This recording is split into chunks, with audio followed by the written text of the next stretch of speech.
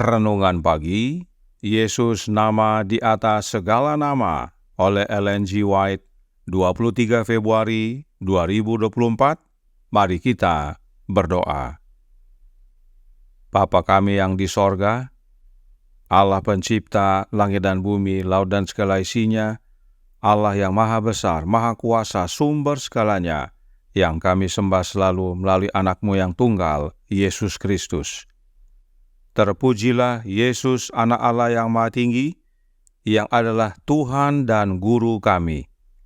Pada pagi hari ini kami bersyukur boleh bangun dan berbakti, dan sebagaimana membaca dan mendengarkan nasihat firman-Mu, kiranya ini menjadi pembaharuan bagi kami semua, sebab Engkaulah yang dapat membersihkan hati kami. Beserta kami sepanjang perbaktian ini, kehendak-Mu yang jadi.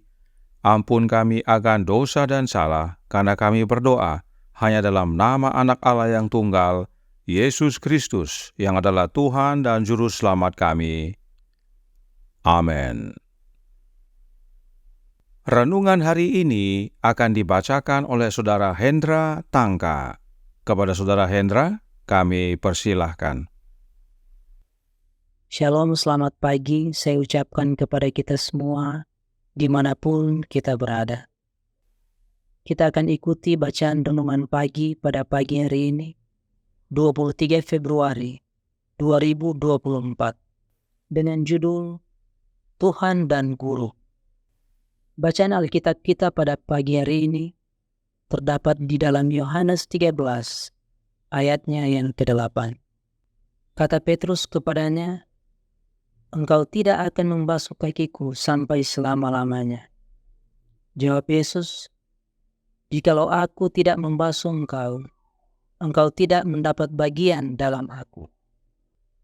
Kata-kata ini mempunyai arti lebih dari sekedar kebersihan jasmani.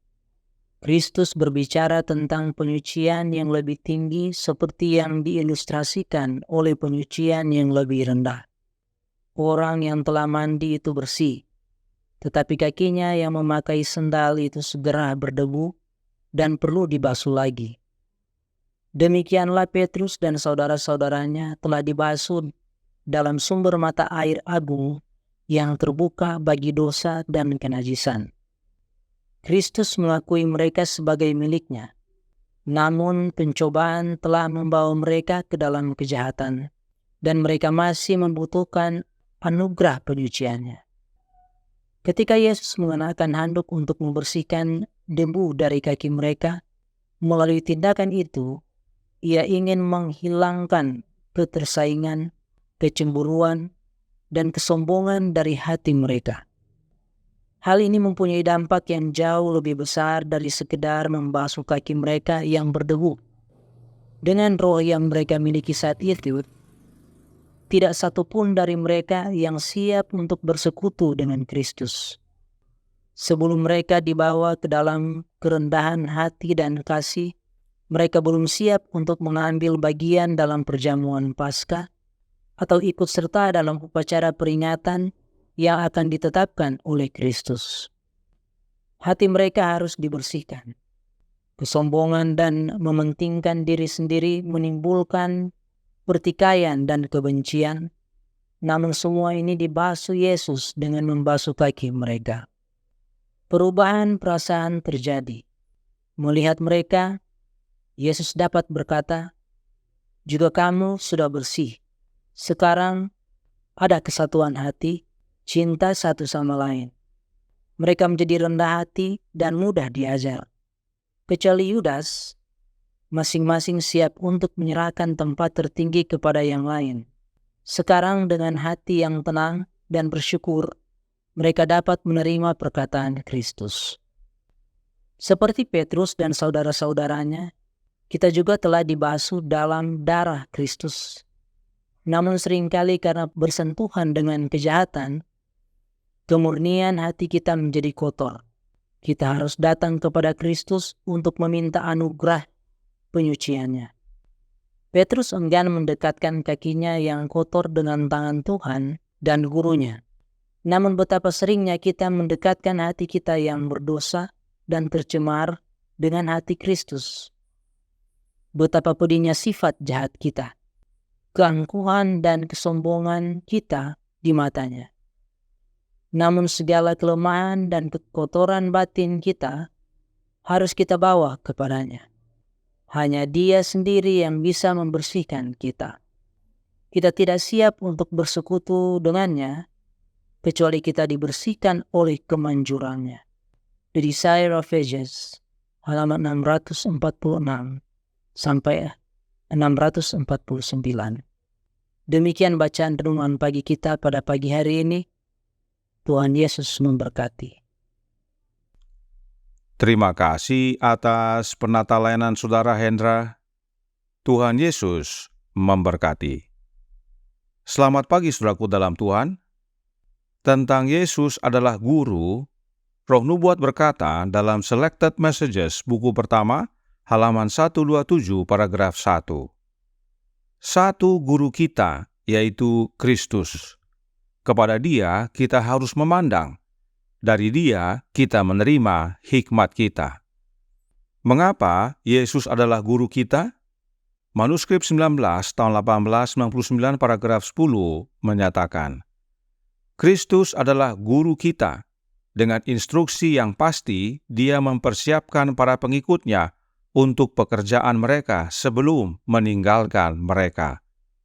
Yesus adalah guru kita karena Yesus yang ajar kita, berikan instruksi kepada umat-umatnya agar bekerja bagi Tuhan. Nah, dalam Alkitab, kata master tidak hanya diterjemahkan menjadi guru, tetapi rabi dan pemimpin juga. Kita baca dari Matius 23 ayat 8 yang berbunyi, "Tetapi kamu, janganlah kamu disebut rabi, karena hanya satu rabimu, dan kamu semua adalah saudara." Kemudian Matius 23 ayat 10 berkata, "Janganlah kamu disebut pemimpin, karena hanya satu pemimpinmu, yaitu Mesias." Jadi saudaraku dalam Tuhan, Yesuslah satu-satunya guru kita, rabi kita, pemimpin kita. Selanjutnya, Yesus disebut Tuhan, karena Filipi 2 ayat 9-11 berkata, "Itulah sebabnya Allah sangat meninggikan Dia dan mengaruniakan kepadanya nama di atas segala nama, supaya dalam nama Yesus bertekuk lutut segala yang ada di langit dan yang ada di atas bumi dan yang ada di bawah bumi, dan segala lidah mengaku Yesus Kristus adalah Tuhan bagi kemuliaan Allah Bapa."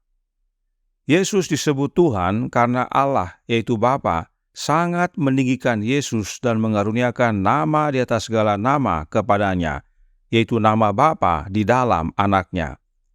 Lalu Lukas juga mencatat dalam Kisah 2 ayat 36. Jadi, seluruh kaum Israel harus tahu dengan pasti bahwa Allah telah membuat Yesus yang kamu salibkan itu menjadi Tuhan dan Kristus. Ada berapa Tuhan kita? Paulus menjawab dalam 1 Korintus 8 ayat 6.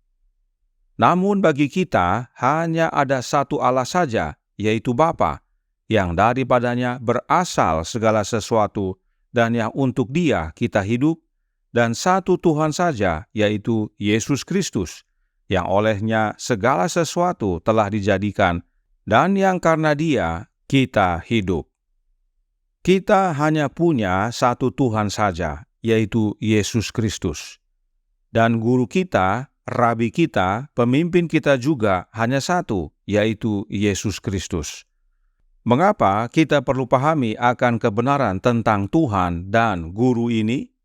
Karena renungan hari ini berkata dalam Jesus Name Above All Names, halaman 62, paragraf 3. Petrus enggan mendekatkan kakinya yang kotor dengan tangan Tuhan dan gurunya. Namun betapa seringnya kita mendekatkan hati kita yang berdosa dan tercemar dengan hati Kristus. Betapa pedihnya sifat jahat kita, keangkuhan dan kesombongan kita di matanya. Namun segala kelemahan dan kekotoran batin kita harus kita bawa kepadanya. Hanya Dia sendiri yang bisa membersihkan kita. Kita tidak siap untuk bersekutu dengannya, kecuali kita dibersihkan oleh kemanjurannya. Kita seperti Petrus, enggan dicuci kakinya, tapi hati kita yang kotor berusaha dekat dengan hati Yesus. Hati kita harus dibersihkan dulu, baru kita bisa bersatu dengan Yesus. Dan perhatikan, Roh Nubuat berkata, hanya Yesus sendiri yang dapat bersihkan kita, khususnya bersihkan hati kita. Dan Yesus membersihkan kita dengan kemanjurannya. Apakah kemanjuran Yesus tersebut? Fundamentals of Christian Education, halaman 369, paragraf pertama. Juru selamat kita ada di bait suci dan memohon demi kepentingan kita. Dia adalah imam besar kita yang menjadi perantara, yang melakukan korban pendamaian bagi kita, memohon demi kepentingan kita kemanjuran darahnya.